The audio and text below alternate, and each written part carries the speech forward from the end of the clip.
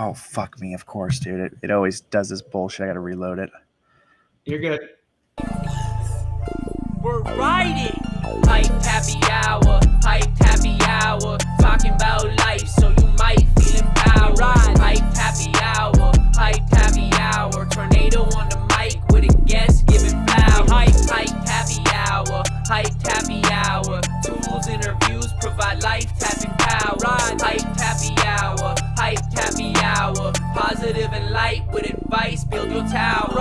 Happiness is key, so you gotta bring the smiles out. Inspiration needs a bit of passion to just wild out. Positivity and optimism when we ride out. Enthusiasm and dreams, gotta feed them till your time's out. Let's go. Welcome back, everybody, to an episode of Hyped Happy Hour. I am your host, Gentle Tornado. This is episode 12. Oh my gosh, I can't believe we are here. I am so excited for tonight's episode. I'm so pumped. I just had a great day. I'm so grateful to share the stage with this guy. Listen, I created a company called Live Hyped, and Hyped is an acronym that stands for happiness, inspiration, positivity, enthusiasm, and dreams. And my logo is an H with a heartbeat in the middle, because you never know how many heartbeats we have. We have one life out here. So I'm out here on a mission to make sure that people live their life to the fullest, and they live with positivity and all these words within Hyped, and bring awareness to those things, but also get a little bit personal with people in the Web3 NFT space that I'm super passionate about. So I'm pumped to be here. I am pumped to have a guest that is an absolute legend, Alex NFT God. He is an incredible person. He's a funny person. He is a smart person. He is someone that is super big on ethics. I love this guy. Dude, how are you doing? I'm doing great, man. That's a great intro. That was hyped. I appreciate it. Also, the song slaps. Whoever rapped that, give them flowers. I love it, dude. I appreciate it. I'm gassed up tonight. You had been excited about this, so it got me excited. You know, people are excited to come on, but like you were showing excitement. I was like, yes, dude, this is what I want. Like, I want to be pumped up. So we like to get right into it, and we'd like to say, you know, what are you grateful for today? Yeah, I think what I'm grateful for, when I come back to a lot, is the fact that I have a passion, right? Like Web3, a lot of people in it are super passionate about Web3. And I think the vast majority of people on the planet, like they're born and then they live a bunch of days and then they die, and not much happens in between. And I think the fact that you and we have passions, you know, is something that's pretty awesome, something we should definitely lean into, because I don't think a lot of people have passions and hobbies and they kind of just get through life. So I'm super grateful for that. Let's go. Grateful for passion. Love it. Just what a great start. So we go straight into, you know, the goal of this podcast is to bring awareness to Hyped and the words within it, and for me to make positivity louder, but also bridge the gap between Web3 and personal life. You know, I like to get personal with people. I like to know people, and Web3 community is such a big thing. So I feel like I have a niche to bring that together. So we're going to get right down to it. I want a 2 to 3 minute origin story. Who is NFT God? Where did he come from? Childhood to now. Who's NFT God? Yeah, man. Grew up in New Jersey, was a super big nerd my entire life. Video games, computers, programming, all of that my entire life. Went to school for computer science, came out, was a software developer, you know, just totally in tech from the moment I was born till now. Eventually got into more of the business side of tech, more of the consulting side. Now I manage a team of tech consultants, and last year, March of 2021, I discovered Sandbox.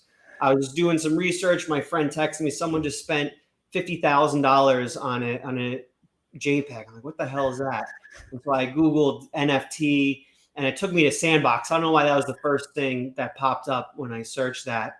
And you know, as a gamer, I was blown away. Like, you can have this digital world where you can own land and build assets and own the assets and trade them and sell them. And I was blown away. And so me and one of my really close friends, we actually ended up buying like 3 or 4 plots of land for like 0.1 ETH each, like last March, which ended up being a good investment. I kind of wish I looked at other projects around that time. Like, I was like a Sandbox maxi. Like, I bought like a ton of sand for like 20 cents, which ended up going to like $7 or something, which was, I was a total Sandbox max. If I would have like looked around at like other things at the time, I, you know, probably would be rich, but unfortunately did not do that.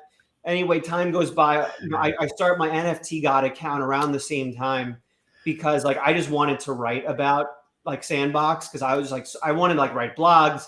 I wanted to spread the word. I felt like this was a sleeping giant, like this video game world where you own shit. It's incredible. So I started the Twitter. I started a blog. Time went on. I did it kind of casually, and then in November of 2021, I bought my Mutant. The APC is my PFP. I wanted to get into the ecosystem, the Bored Ape ecosystem. So I picked that up for like 9 ETH, and I made it my brand and everything. And then that's when I decided to start kind of leaning into Twitter more. And so I started tweeting. I figured there was a kind of a gap in the space because I was really into NFT Twitter, where it just seemed like all the influencers, all the big voices were like shit posters. And I don't think there's anything wrong with that at all. Like I think that's great for the culture of NFTs. But I thought there was like a gap for like people actually like spreading knowledge, like why things are cool, why things are important. So I've just been grinding through NFT Twitter. I started tweeting, started a newsletter, was sending tweets out to 10 people, sending out a weekly newsletter to like 3 people. And eventually, about a month and a half ago, just hit a tipping point and my audience grew a little bit more. So that's how I got to this point, and it's been a very fun journey. That's badass. What a good journey. I love it. I was a massive nerd as a kid too. What video games did you grow up playing? Man, I started off when I was like 7 years old playing StarCraft and Counter-Strike 1.5 in my neighbor's basement. He had like 3 computers set up side by side on Juno dial-up, and we'd go down there and we'd play like LAN party, StarCraft, and then we'd hop on Counter-Strike 1.5, land that Dust 2. Like that was like the time of my life. Like that LAN parties with those games that will never be recreated ever again. Yeah. So that's kind of what I was started. I moved more to console and back to PC since then, but that was my origin. What about you? I started playing World of Warcraft when I was probably like 4 or 5, I think, with my dad, and I played a lot of Xbox, but always computer was my favorite. World of Warcraft was my favorite game ever. I played a lot of Warcraft 3, so the StarCraft thing for sure resonates with me. Those are incredible times I'll never forget. LAN parties are just something else. It's like the best times with your boys. So I love that, man. I love that. Do you still play anything or? Yeah, I play a little bit. So now I'm more of a casual gamer at this point. With the career, with the NFT God side hustle is a little bit less time. But I play mostly sports games now. I play NHL with a good friend of mine. We got like an EASHL team we play with, and I love 2K, so I play a lot of 2K as well. So I've evolved to more of the casual game as time went on, but there'll be nothing like the days of the LAN party ever again. I love it. Dude, NHL is so much fun. I love it. Wow, it's incredible. Listen, I'm so pumped. Normally I would ask how you got into NFTs, but you already answered it. So we're going to move straight into happiness. We go word by word through Hyped, and I'm going to share my screen and I'm going to read you my favorite definition of success. And I'm going to, maybe you've heard it, maybe you haven't, but it's by Ralph Waldo Emerson. So success: to laugh often and much, to win the respect of intelligent people and the affection of children, to earn the appreciation of honest critics and endure the betrayal of false friends, to appreciate the beauty, to find the best in others, to leave the world a bit better, whether by a healthy child, a garden patch, or redeemed social condition, to know even one life has breathed easier because you have lived. This is to have succeeded. How do you feel about that? I like it. I think it's interesting. I think about happiness a lot and what it means. And what should be the goal of life? Should the goal be happiness? Should the goal be success? I think I've come to the conclusion over the last couple of years, I don't think happiness should be the goal. I think a life well balanced of both happiness, mostly in the middle, some sadness is important, because how do you value the happiness if you're happy 100% of the time? Yeah. So I like the quote. I think, from when it comes to success, I think helping others is the closest you can get to pure happiness and joy. So I do agree with that quote. Like, it mostly focused on helping others. I do agree with that. I think that's truly how you find joy is bringing others up with you. So I love that, dude. I love that you kind of countered it at first, and I agree with you 100%. You have to go through rough times in general to win in life and to take L's. Like, it's one of my favorite things to tell people, like, take losses as much as you can, because that's how you're going to learn and get better and win and ultimately be happy, right? And then to piggyback off that, like, success is defined by you. It's not defined by any, it shouldn't be defined by any person or anything or any social media or influencer. It should be defined by you. You get to define what success is, right? If my definition of success is being a good dad and a husband, then you know what I mean? That's what I'm going to work on to be successful. If being successful for you is a millionaire, then, you go for it and you become a millionaire, right? So I think that people lose sight of, their own definition of success. I think that's critical, is you really define what success and happiness are for you. A lot of people, I think they let others define it, and that leads to a lot of internal conflicts because they've set their North Star to one thing because other people are doing it, but their insides are telling them, no, this isn't the right way, the right path to success. And so for some people, success is just being the best Madden player on the planet, and that's what makes them happy. And there's absolutely nothing wrong with that. At the end of the day, the biggest thing you can learn is you define success and joy and happiness, and you control your emotions. And if there's something wrong, you can change it. I love it. I love it. Take control of your life. Okay. First question under happiness is, what makes you happy every day?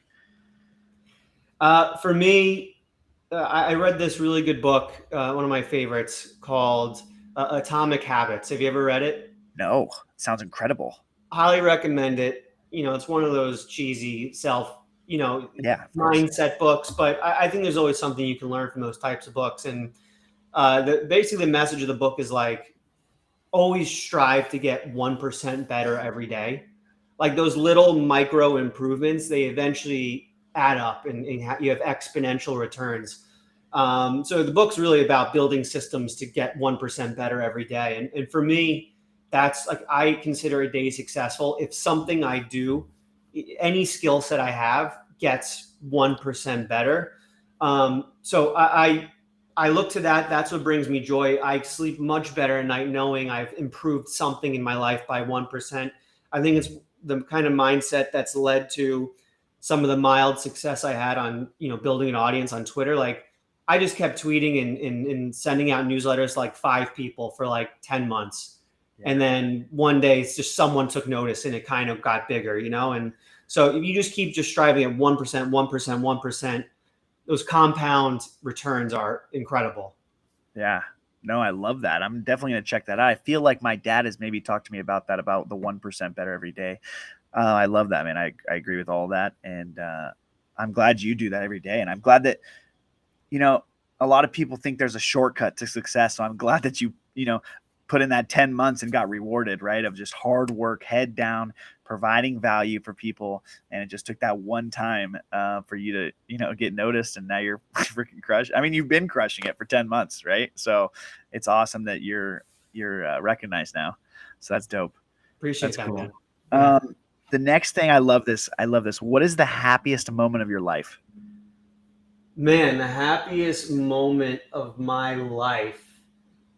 That's a tough one. I'd say the happiest moment of my life. Man, you came prepared with a tough question. I get some good ones.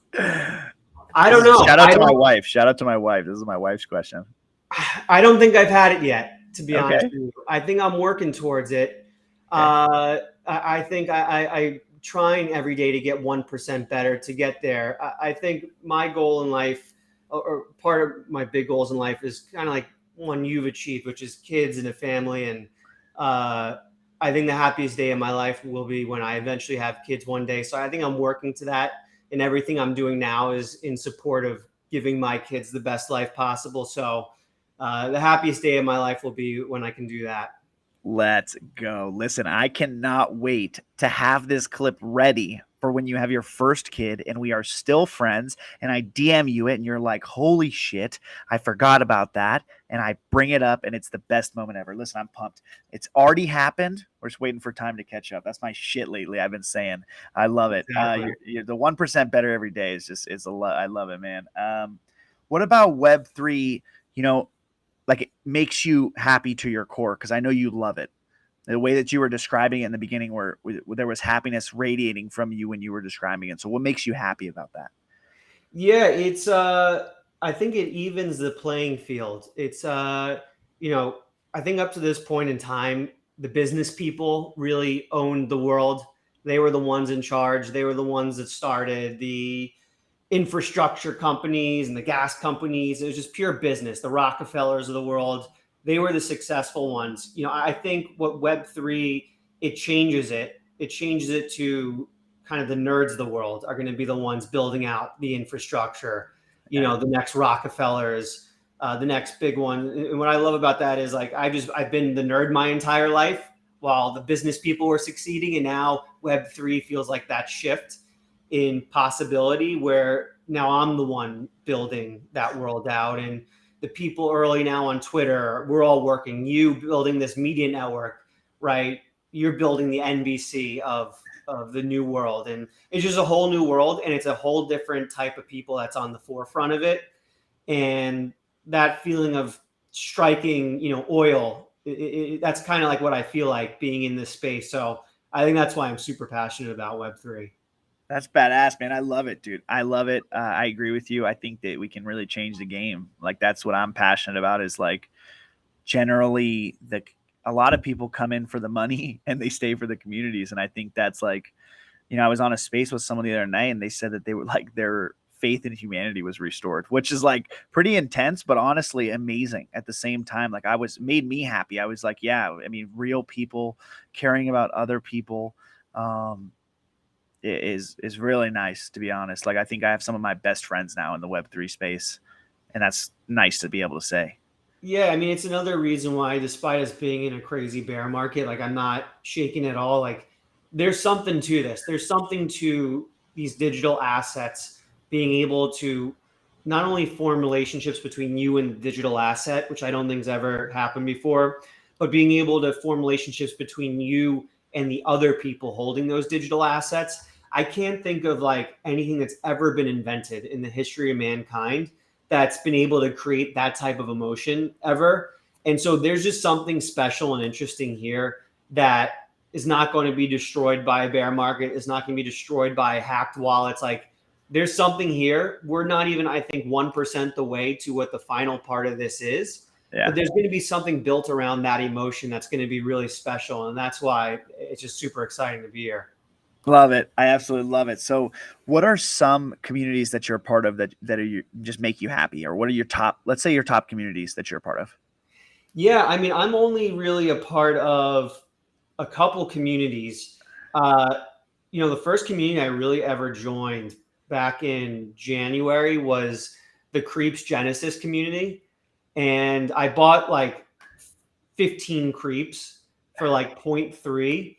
And I was just like, it was like the first project I actively researched and bought while it was like just minting out. It was like the first one I got when like the project was just forming. Sandbox I got like 8 months in. This was like I was researching it pre-mint. I was getting onto white. I did all this stuff, and I got on, and so I became part of that community and chatted with everyone. And I think that's a big reason for being able to go from 0 to 1 is a lot of my following came from that community, and then I kind of built on top of that.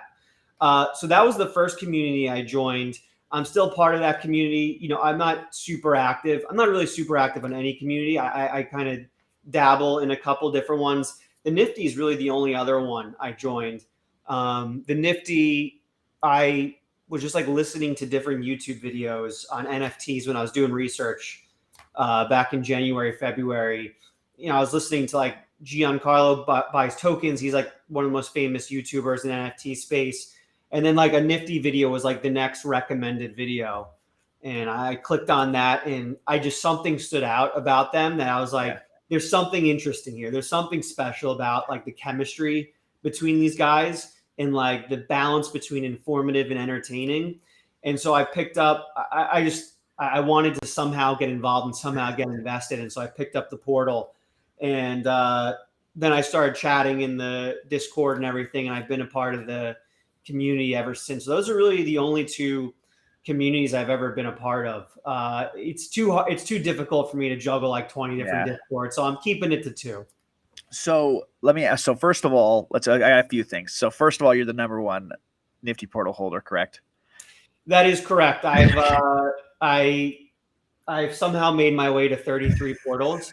I don't know how it happened, but I woke up one day and I just owned 33 of them. So yes, I absolutely love it. I absolutely love it. Okay, second thing is how much of your career, like how many hours a week are you working on your career? Like your actual your job, managing your team, you said. Yeah, I probably put in about, let's call it 70 hours a week. Okay. Doing that. So it is a very time intensive career. It really is a career that doesn't sleep. Like you're just constantly connected, whether it's Slack, email, day, night round, weekend round. It's always connected. So it's constantly in and out, in and out. So I do spend a lot of time doing that. So while you're doing that, are you able to work on your NFT stuff, or you do your NFT stuff purely after hours or before hours? No, I'm before and after hours. So I'm working on the NFT stuff, several hours every day on top of that. So, I enjoy improving, and by working in the Web2 side, work on the Web3 side, I'm constantly improving by doing those things. So I don't mind the amount of work that's necessary at all. I really enjoy it actually. So, I'll wake up early. I'll kind of write down my ideas for the day for like Twitter, check my email for work, type out a few tweets, get to work at the end of the day, finish whatever thread I might want to publish the next day, send out a newsletter. It's a balance for sure. But I really enjoy kind of juggling those two things. No, that's awesome, man. I'm glad you enjoy it. And I'm like, that's awesome. That's really awesome that you enjoy it. I think that's something I'm sure you had to work at, like to get to that point in your life where you can enjoy both those things. And like you said, you're improving. And so when you're focused on those types of things, like, you could do anything, but as long as you're improving, you just keep getting better. Like what you said, 1% better every day. So I absolutely love it, man. I love it. So we're going to move straight into inspiration, an absolute banger. You already sound like you're inspired every day. So I'm pumped to go through this segment with you. I always refer back to one life, man. We got one opportunity at this thing. And so like you, dude, I work probably at least 60 to 70 hours every week. And at night, in the morning, I'm doing shit to the NFT space, or during work, I'm in the NFT space. Like I'm always looking to get better. And, it's something that you have to balance. But if you want something and you're passionate about something, anything's possible. And so I already love that you're about it. So I just wanted to shout out you. I love giving flowers to my guests and just say, you inspire me, dude. You inspire me by, first of all, getting to know you. You inspire me by your humility. You inspire me by your openness to be friends with a lot of people. You inspire me with your willingness to learn. You inspire me with your thread work, man. I wish I was a part of your newsletter back in the day. Like, to be honest, I want to go back and read it. I don't have the time, but if I was, I could have loved that journey with you. I'm just so happy for you. So I just had to throw you some flowers. Say you inspire me, and we're going to move right into, what is one lesson in your life you've had to learn the hard way? One lesson in life I had to learn the hard way is I think that the lesson is what you're passionate about is what's going to give you success. And what I mean by that is I was an absolutely awful student in school. Terrible. Elementary school, middle school, high school, college, sub 3 GPA and all. Didn't give a shit about any of it. And you were smart as fuck. Came out of school. I didn't even know I was, I don't even know if I'm smart now, but I thought I was stupid. My parents thought I was stupid. And then I got into the workforce and I became a software developer. And I discovered my passion. Like I did programming before, but like I was able to do something well and then get compensated for it and like get recognition. And like the more I got better, the more that came to me. And I realized at that time, like I'm only going to do things I enjoy. And so the lesson I learned the hard way is, 22 years of being lost, I discovered I only want to do things I enjoy. And so I've completely stuck to that. And, that's really the lesson I'm going to give to my kids one day is like, if you don't want to do something, you got to think about if it's necessary or not. But, find your passion and lean into it as hard as humanly possible, because that's what's going to bring you joy and happiness and what you will find success with eventually. Oh man, dude, I love it. Dude, bringing value. You're just bringing a fuck ton of value. You're bringing value to me, bringing value to the listeners. I love it, man. Do you have someone in your life that you've maybe looked up to your whole life, or you haven't like a figure that maybe motivates you or inspires you? Yeah. So, I mean, early on, still to this day, my dad, he got into computer science. He was a software developer. He started managing engineers. So I've taken like the exact same path as him. So I think from like a career perspective and just kind of a direction perspective, he's inspired me. I think from kind of a spirit animal perspective, I'd say I'm a mix of Kanye West and Tom Brady. Those are like my two North Stars of like spirit animals combined. Like I love it. Kanye, his individuality, his drive to always be unique and do things different, is hugely inspirational to me. Like nothing he does is ever the same as what he's done before. He's like looking to always constantly shift the paradigm. Yeah. And I think too many people in this world just kind of do the same thing over and over and over again. He's just trying to break the paradigm over and over. So him, and then I like to combine that with kind of the Tom Brady of the striving for success constantly, always wanting to get better. One more. And those two spirit animals combined are what inspire me. Listen, that's epic. I can't wait to clip that. Like that's gonna be such a good clip. It's gonna be so good, man. I literally love it.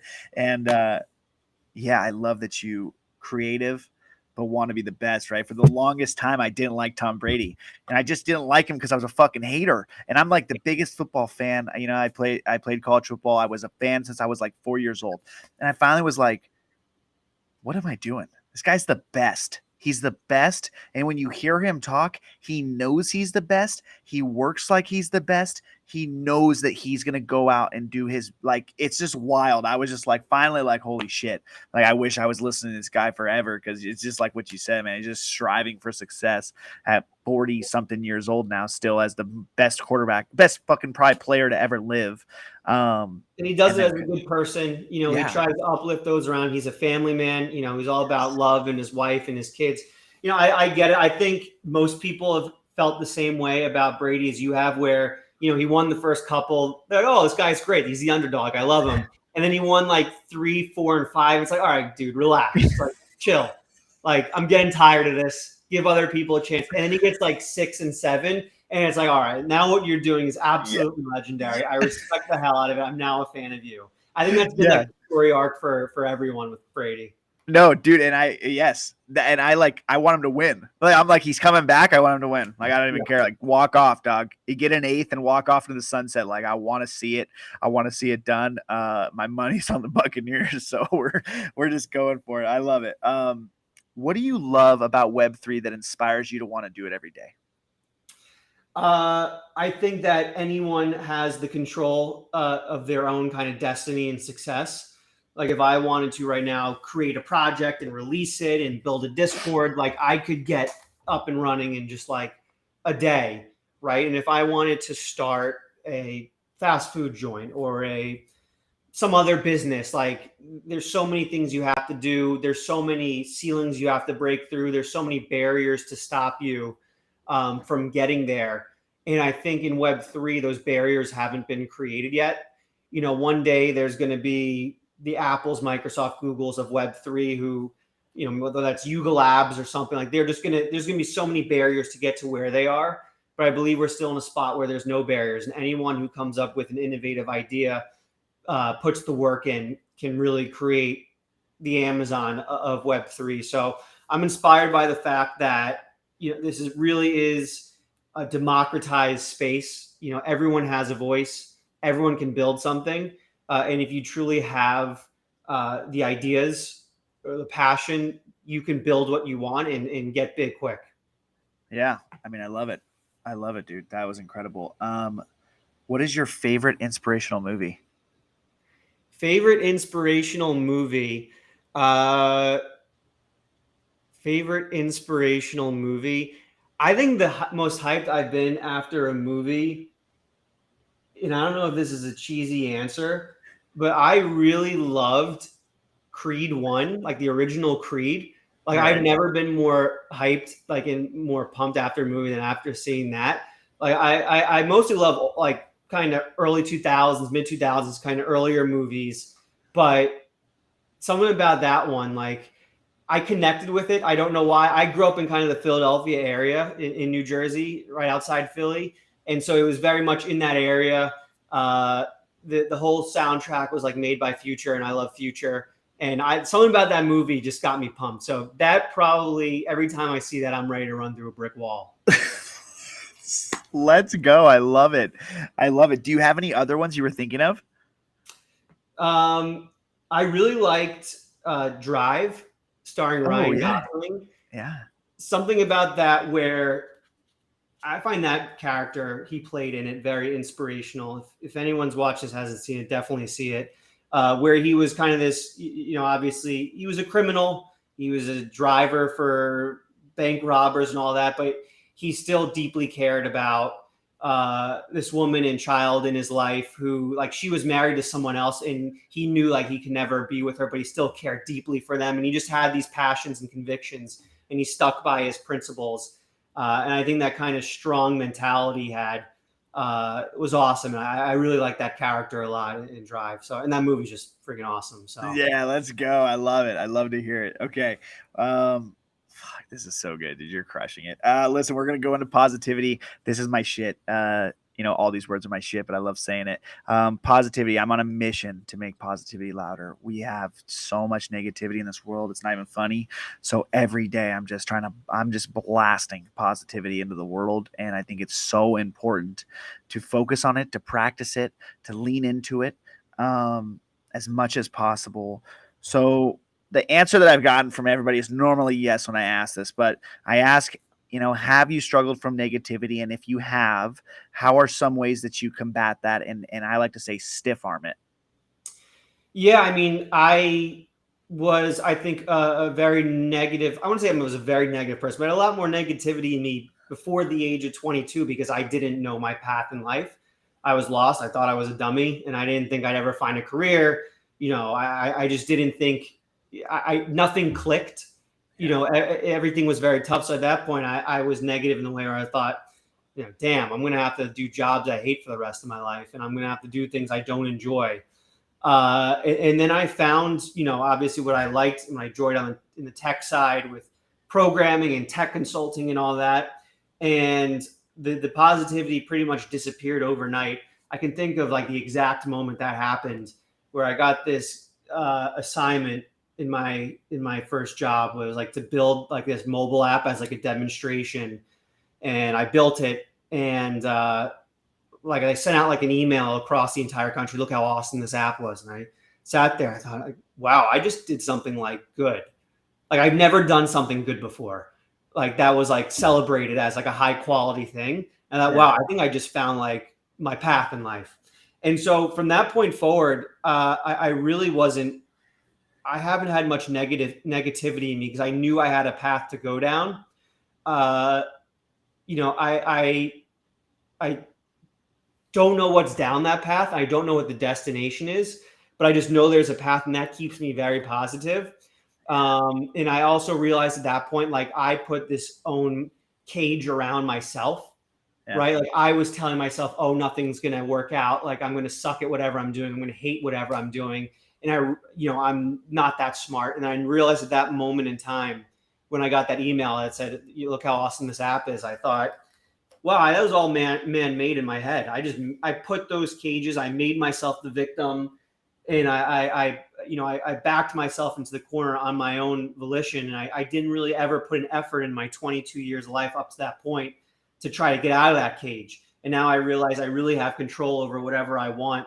And so, to be quite honest with you, I haven't been negative. I'm 32 now. I haven't been negative in the last, or had many negative thoughts in the last 10 years since that moment in time. But I had a lot before that. And so really, just keeping my mind on my North Star, on the direction I'm going into, and blocking out all the noise between me and that North Star has completely gotten rid of any negativity I might have. I literally love it, dude. Leaning into your passion. So I normally ask this as like a segment after positivity, but I feel like it's perfect right now. So I like to include, excuse me, I like to include faith because I'm super faith just driven in my life, but also just big on manifesting and big on believing that the universe has my back. So you had said while you were talking that you feel like you're on the right, like you're going in the right direction. And so like, is that something that you believe in? Is that something that you manifest, or how do you explain that to me? Cause you kind of said it while you were talking. So I kind of want to hear what your thoughts on that are. Yeah, I do believe everything in life happens for a reason. So I do have faith just like you. But I also believe I need to execute in order for those good things to happen. Like, I think if I'm just sit around and do nothing, like, my path will change and my destiny will change. So I do believe that if I keep doing the next right thing, Yeah. I'll go in the direction I'm supposed to go. And so it's kind of a mixture of the two, where I do have faith. I do believe in higher powers. And I do believe everything happens for a reason. But if I keep doing the right thing, like, I'll keep going in the right direction. So it's a mix of, I have a destiny, but I also have control over that destiny at the same time. That's badass. So do you think that, so I love that you focus on the executing thing, because I think that, it's over 50% of the battle is executing. But do you like manifest, like you said you had like write down stuff in the morning, but do you like, I talk myself through like my dreams and my goals. Like I'm like, holy, if I keep doing this, then I'm going to get there. And I have big things that I manifest for. Do you do that, or you just think it's up here and you're just automatically like connected to it? I think it's a little bit of both. I think that a lot of people talk about discipline and they talk about motivation, right? And you should be more disciplined than you worry less about motivation, worry more about discipline. I believe it's a mixture of the two. I believe both are important. And I believe the manifesting and the talking yourself up and like getting yourself in the zone is motivation. But I also believe that is an important factor. And discipline, the other side of it, the making sure you put in the work every single day, making sure you don't waste a single second of the day, that's equally as important. I think a lot of people fail because they focus completely on the motivation side, where they'll manifest and meditate and journal and all that, which are helpful tools. But if you're not also putting the time into the discipline side, making sure you put the time in, improve your skills, read books, practice, execute, then the motivation stuff doesn't matter. So I think the motivation stuff drives the discipline, makes it easier to do. But I think both are critical for success. Dude, I love that. I literally could have not heard that better. Like, it goes back to your book, Atomic Habits. 1% better every day, right? You can read everything and you can have every single tool, but if you don't do it, it's worth nothing. And so, yeah, dude, I absolutely love how you worded that. That was incredible. What are some positive benefits for the world that you can think of for Web3? Positive benefits for the world for Web3, the ability to give people the tools to find success themselves when tools might not be available before. So, for instance, there's a lot of open source tools out there like Blender, other programming tools, JavaScript, things like that, where you can create things previous to Web3 and they're kind of just side projects and gigs. But post Web3 now, you can take these creations and actually monetize, build a business, build a digital world if that's what you want to do. And Web3 now is even the playing field for the tech people who have those skills to be able to monetize. So I think that Web3 is the ability to improve the world for the people out there. I mean, you look at what was going on in, I think it was Thailand, where people were making a career off Axie Infinity, just playing that. And they used their video game skills. I don't know how many skills are needed for Axie Infinity, but people were using their video game skills to make a living. And so I think Web3 has opened up this entire digital economy that's never existed before. And I think there's a lot of people in the world, especially in our generation, who may be more set up to succeed in this kind of economy than the one that was built previously for us. And so, I think what this can really, the positive impact can really have in the world is just giving opportunity and giving it an opportunity for passion to a lot of people who might not have had that opportunity before. I love it, man. I love it. Those are all positive benefits, and I love that, giving more people the opportunity. I think that's absolutely massive. We're gonna roll straight into enthusiasm. This is probably the biggest word for Tornado. You know that. I got a lot of energy, and I am doing my best to bring it to the entire world every day. And so I love it, man. I love to say the one life thing. We got one life. Why wouldn't I be excited? Why, you being passionate even makes me excited. Like, I'm literally genuinely happy that you have a passion in your life and you're fucking going for it. Like, I just love that. I can't wait to talk to my wife about it. I can't wait to tell my dad. You know what I mean? It's like, that's so sick. And I hope that someone listening to this gets inspired and leans into their passion. This is literally one of my favorite questions. What are 3 things right now that you can't get enough of? 3 things right now I can't get enough of. I'd say one is communicating, right? So things like this, talking to people on spaces, going on stages.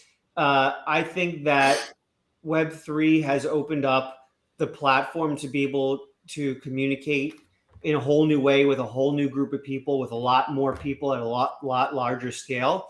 And so I love just doing things like this, going on podcasts, talking to people in the space who I've never met before, meeting new people, learning new things, going on stages, on Twitter Spaces, and just like having debate. That's never been possible before all this. Like, I just had my own circle, and like that was it. So your Friday night space, the ability to go up and talk to so many different people. I mean, if Twitter Spaces exist, but if I wasn't in Web3, I don't think those things would still be happening for me. So I'd say one thing is just communication. I think the sharing of ideas is one of the most powerful things you can possibly do. And Web3 has opened up the avenues to be able to share so many more ideas. Passion number 2, I'd say, is writing. I love writing. I had maybe 3 to 4 people on my newsletter list for months and months and months. And I was actually sending out daily newsletters for like a month back in like March to these like 3 to 4 people. One of them being like, one of my closest friends. And he would just read it every morning saying, "Oh, that was a good newsletter. Thanks for sending that out." I think writing is a really powerful tool that's kind of a lost art nowadays, where I truly believe it helps you think better. Where if you're writing regularly, maybe on a daily basis, it helps you get ideas out of your head. I think getting ideas and crystallizing ideas is a skill that is exercised by writing. And by me going every day and writing down my ideas and writing down thread ideas and things like that, only more and more ideas have been coming every single day because of that. Right? Like I've been tweeting for a while. Obviously, I used to write like one thread every 2 weeks, and I just kept writing my ideas down, and more ideas kept coming. Now I get ideas every 5 minutes. I honestly have a backlog of 150 threads I've written out in my notepad that I'm ready just to press send on whenever, because ideas just keep constantly coming to my head. And I think that completely stems from writing and just constantly writing things that come into my head. So I love writing. I think it's, not only a skill set, I think it's an art. I think it's an art form. Being able to communicate ideas in a very concise and well-written way is something that I think is hard to do, and it's something I strive to constantly do. And so I view it as the same art form as like painting. The ability to write and communicate ideas effectively is something I'm really interested in. So I'm really enthusiastic about that. I love that. Yeah. And I guess you asked me for three. The last thing I'm enthusiastic about, I'd say at the moment, is just helping people. And I talked a little bit about it earlier, but I still think there's a tremendous amount of opportunity in Web3 to just uplift others and help others. I still think the culture at the moment is still weighed too far to one side on the kind of shit posting humor side. I think everyone that comes in immediately gravitates toward that and tries to build on that. I don't think there's enough voices helping people. To give you an example, I came from the traditional finance world before this. I have a portfolio with a friend, things like that. And we had our own Twitter account before this, actually, where we tweet about things. And we were in the TradFi Twitter space. And all the major influencers in traditional finance on Twitter, like 98% of them are like people who share value. They share charts. They say, hey, this is what I think about this chart. This is how I came to this conclusion. This is what's going on with this company. This is based on my background, what my opinion is. And like a extreme vast majority are just people trying to share knowledge and information. But the Web3 space isn't like that at all. There's very few people who go out and just try to bring positivity like yourself, uplift others, share information. And so, I believe by doing that, people really value that, because there's not many voices out there. I think people really appreciate what you're doing, Tornado, because of what you're doing, how there's not many other people doing that in the space. And so I'd say that's the third thing. Through my other two weapons, which are communicating and writing, I'm able to really execute on that third thing, which is helping others. No, dude, man, first of all, literally such good three things, dude. I'm literally love this so much. Appreciate the kind words, and I agree with you, man. Helping people, like, I think giving and kindness have got to be two of the most underrated things in the entire world. And a lot of times people view kindness as a weakness, and I think it's a superpower. I think being kind, showing love, being there for someone, telling someone you appreciate them, giving someone your time. You know what I mean? Like, I know I had said to you before we started, like, I'm so grateful that you would come on at night. You know what I mean? You're East Coast, I'm West Coast, like, because I genuinely am. And so, like, showing someone, not just telling them, but like telling them and meaning it and showing that genuinely, I don't know what the word is, being genuine towards that is like so meaningful that like it doesn't happen often these days, unfortunately.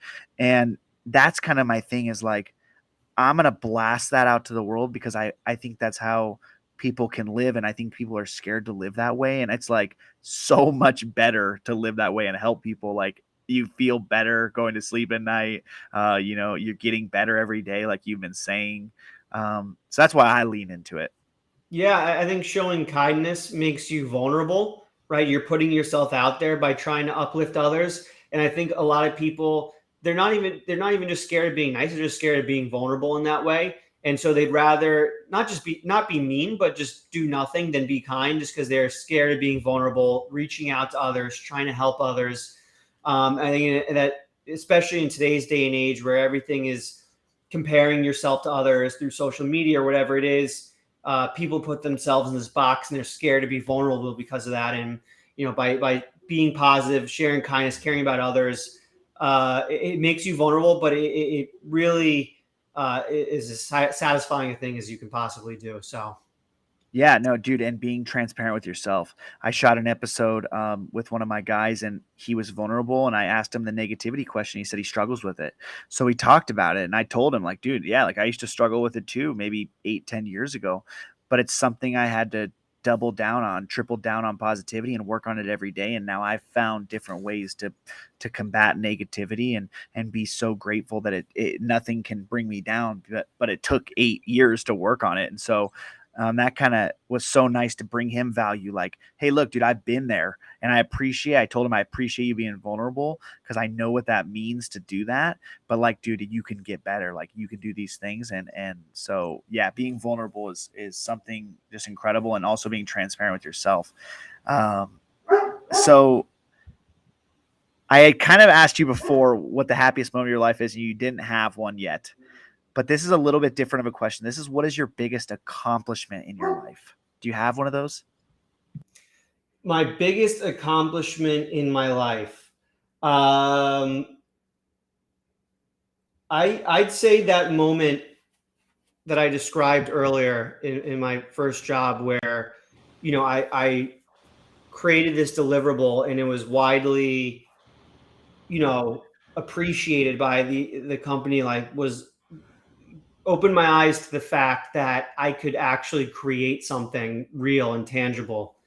And that moment in time, I think, was the biggest accomplishment.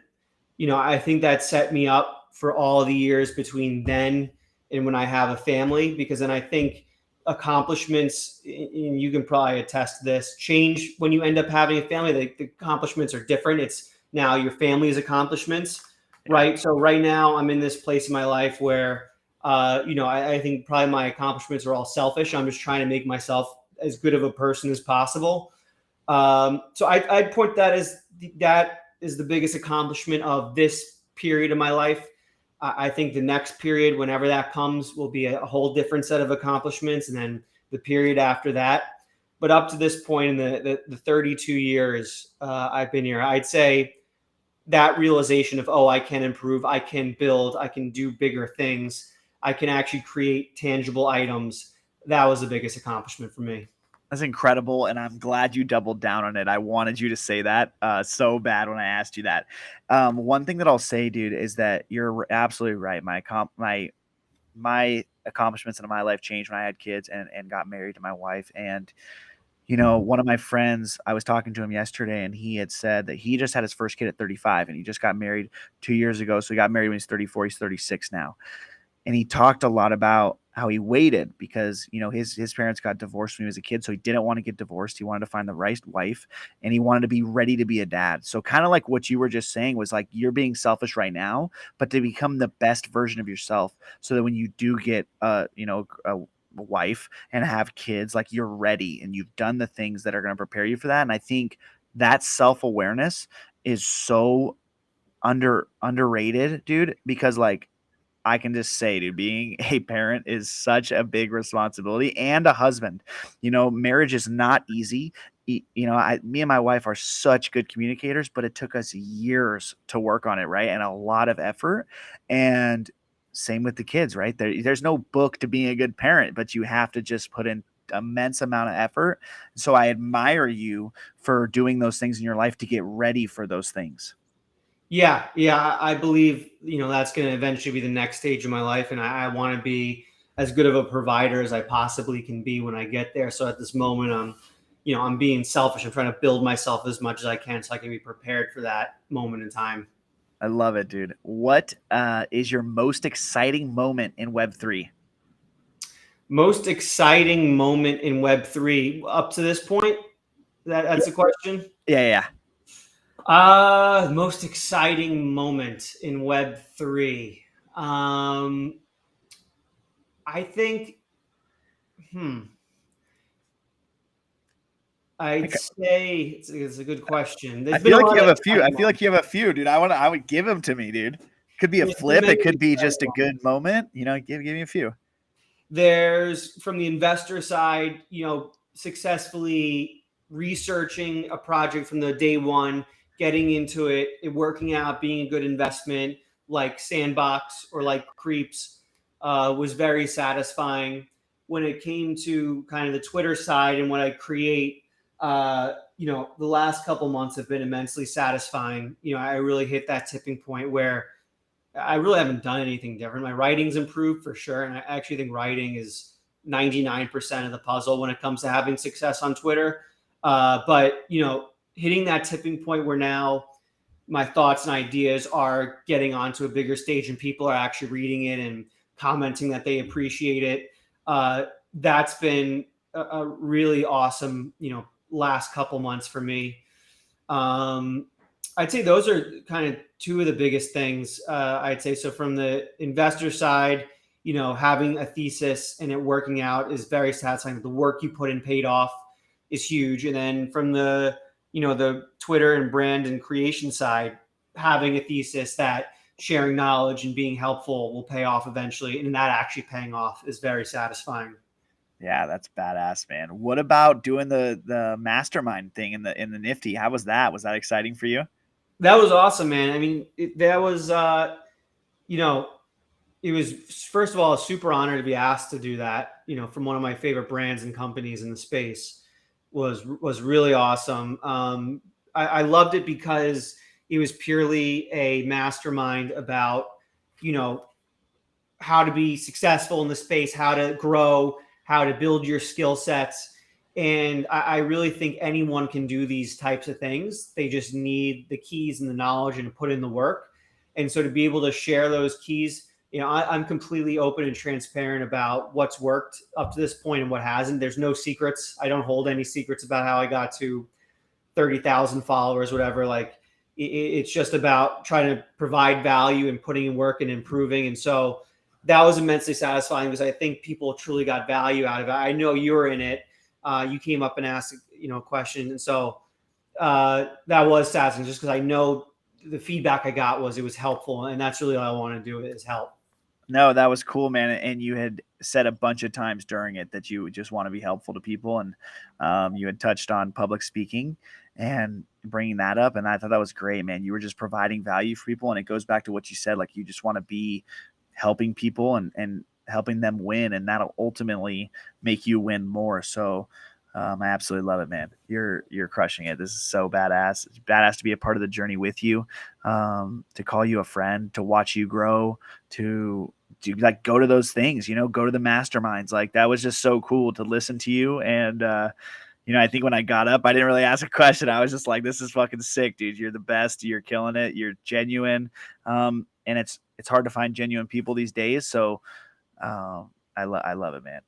I think authenticity is everything, especially in this space. I think a lot of people are trying to find success in inauthentic ways. Not that there's anything wrong with the people doing that. I think people just might have the wrong image of how to get success, and so they do it in inauthentic ways. Whether that's just copying memes and posting memes all day, or whether it's doing giveaways and just trying to engagement farm and things like that.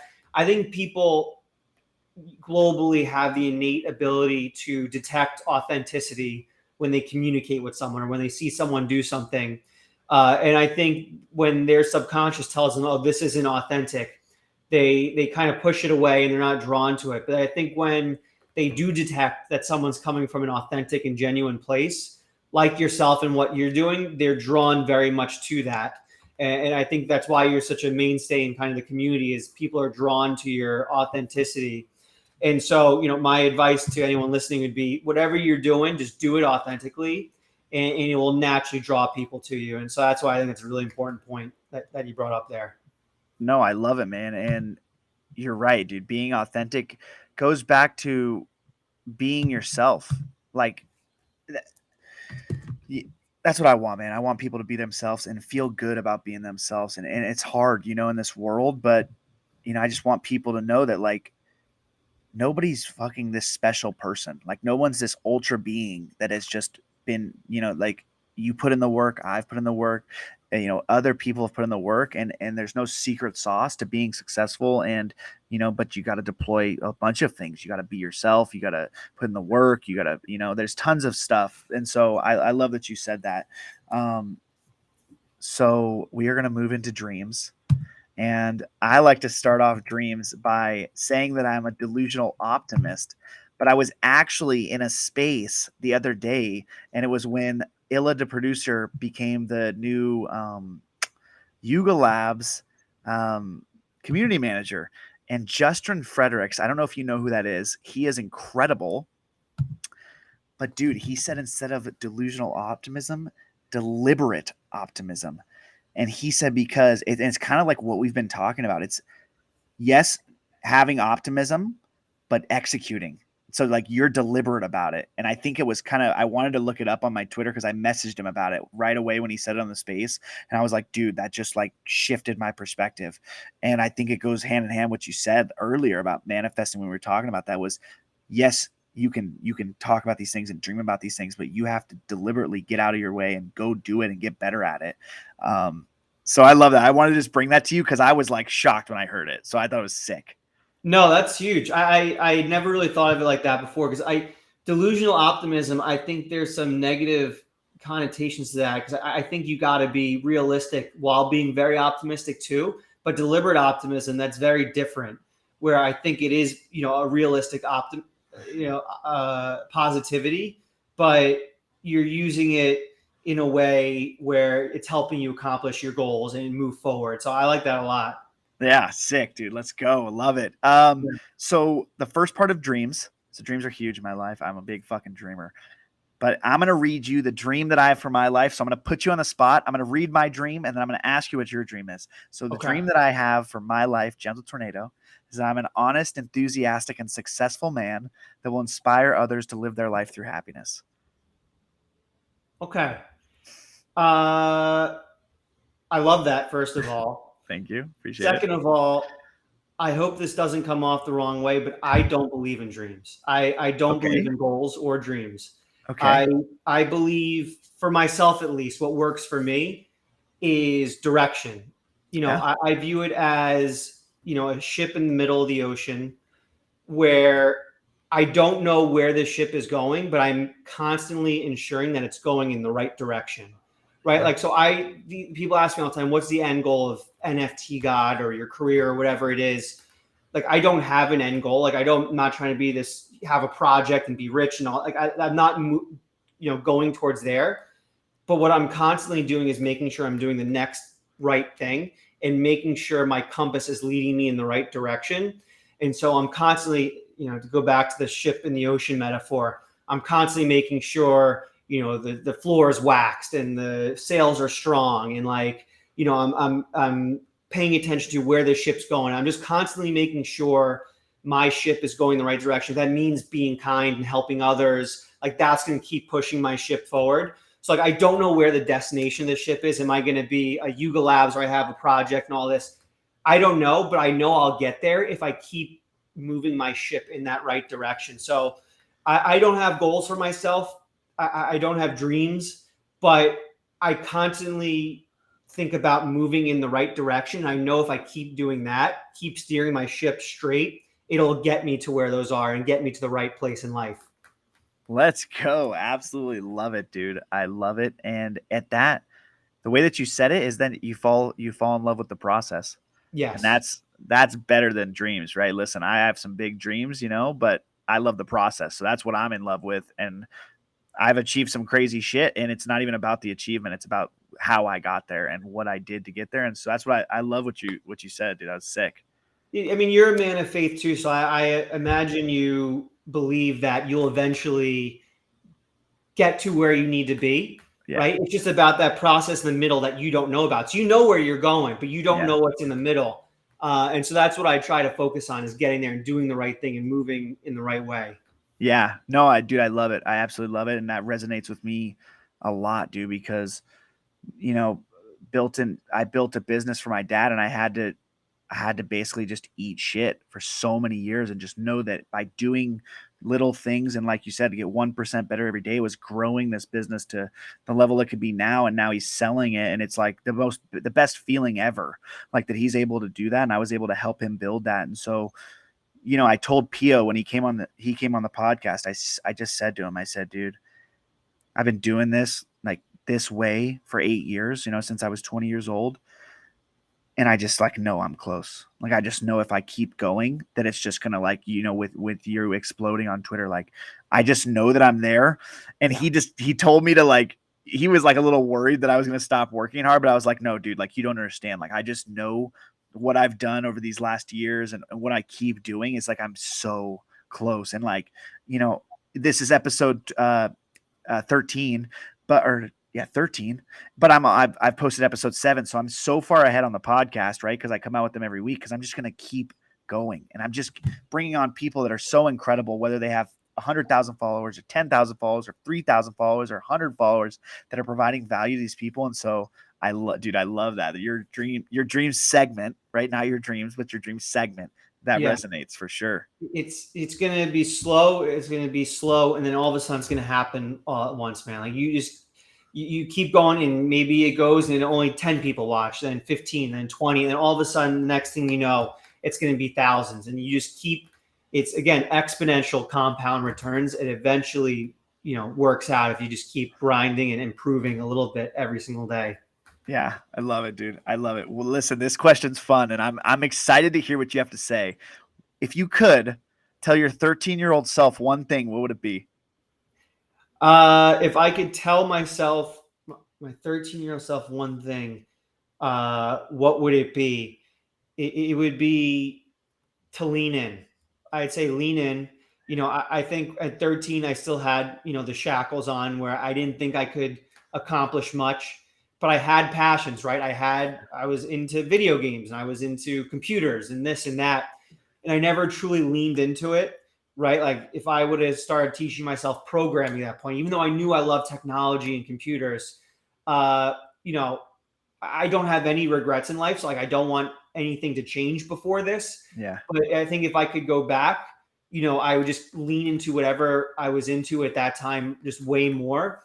And I think I could have, again, I don't regret anything, but I could have found a lot more joy at that age. Yeah. And now that I'm 32 and I've discovered my passions and I'm really leaning into them, it feels like the possibilities are endless. I could really accomplish anything. And I find a lot more joy day to day because of that. So I just say lean in way more when I was Dude, 13. I love it. Love it. Lean in to your passion. That's been the absolute motivation of this, which I absolutely love. And it's like you said, like, I love the no regrets thing. That's how I live is you can't look back, and it's like your sailboat, right? Sometimes you lose a sail and you got to fucking fix that shit in the middle of a storm, but you got to do it, right? And you got to keep going. You got to keep moving forward always. Little side story, dude. I was very close friends with my wife in high school, and I let her go. I let her slip away. And so I didn't dwell on it. I moved forward. I did a lot of things. I went to college, for a couple of years. And when I moved back home, she had posted a snap. This is the funniest story. She had posted a Snapchat of she tore her ACL, and I had literally just recovered from an ACL surgery, and it was fucking the worst thing ever. I was lonely. It was depressing. And I was like, you know what? I'm just going to reach out to her, see how she's doing. That was it. And it was boom, it was history because I was just like, I'm not going to let this shit slip again. Right. And it's like, if I would have been dwelling on that, who knows what my life would have been like if I was a wreck. You just move forward and keep going. And so, dude, I love that. I'm a sailboat, man. I'm riding with you. We're riding through this ocean. It's incredible how, one tiny molecular decision, really can change everything. And the fact that you leaned in, you knew you were still very passionate about her and you leaned into that and made that move, changed your life forever positively. And, maybe if someone's listening to this right now and you have a passion, you want to lean in and, you want to start that podcast, but you're not motivated or something like that, just lean into it. And then maybe you start that podcast and it gets bigger and you do this and that. And that one little decision, that one night, do that one thing. Yeah. Completely changed everything from that point forward. Let's go, dude. I absolutely love it. So I'm going to read to you my favorite poem. And I think this is going to mean a lot to you, to be honest. I really do. This is exciting. It's called The Dash. It's by Linda Ellis. It says, I read of a man who stood to speak at a funeral of a friend. He referred to the dates on the tombstone from beginning to the end. He noted that first came the date of birth and spoke the following date with tears. But he said what mattered most of all was the dash between those years. For that dash represents all the time they spent alive on earth, and now only those who love them know what that little line is worth. For it matters not how much we own, the cars, the house, the cash. What matters is how we live and love and how we spend our dash. So think about this long and hard. Are there things you'd like to change? For you never know how much time is left that can be rearranged. To be less quick to anger and show appreciation more and love the people in our lives like we've never loved before. If we treat each other with respect and more often wear a smile, remembering that this little special dash might only last a little while. So when your eulogy is being read with your life's actions to rehash, would you be proud of the things they say about how you lived your dash? It's powerful. Yeah. It's something I, when I'm talking to people and they say, "Oh, I don't know if I want to do that or this or that." My advice is always this: well, you're gonna die one day, so who cares? Like, Yeah. and that always seems to change people's mind. Just saying that, like, well, you and literally everyone else on this planet, 100 years from now, will be dead. So who really cares? Yeah. And I think that poem just did that in a much more artistic, eloquent, touching way. Yeah. I just go straight to the point when I give people that advice, but it's the same thing. Like, why would you hold yourself back?